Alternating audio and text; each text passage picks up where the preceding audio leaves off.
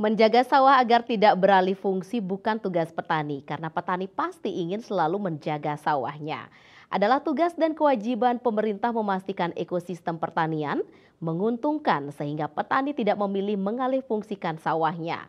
Pemerintah diminta serius membangun ekosistem pertanian.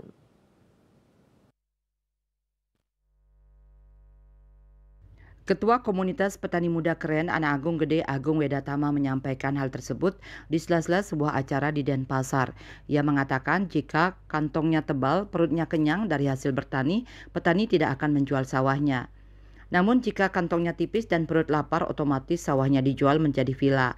Apa yang terjadi di sejumlah wilayah seperti Canggu, Munggu, Ubud hingga Pejeng, di mana sawah banyak disulap jadi villa karena petani lelah mengolah sawah tanpa hasil jelas. Regulasi pemerintah haruslah membuat petani itu jadi menguntungkan.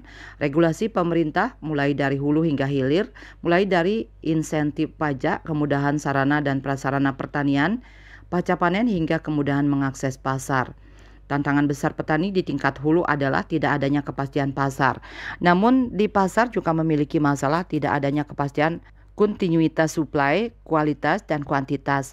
Maka dari itu petani harus bersatu dalam satu wadah untuk menyelesaikan permasalahan di pemasaran. Pentingnya petani memiliki kepastian pasar agar tanaman yang ditanam dapat dijual dengan mudah dan harga pantas. Jadi pertanian menyesuaikan dengan keinginan pasar, sehingga petani juga memiliki kepastian pasar, mengetahui tanaman yang cocok untuk ditanam sesuai kebutuhan pasar. Maka dari itu, ia memberdayakan anak-anak muda agar mendapatkan hasil dari pertanian dan output dari pertanian sehingga anak muda yakin dengan bertani pun bisa menjadi sejahtera.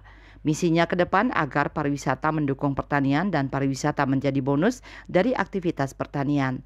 Cita Maya, Bali Pos melaporkan.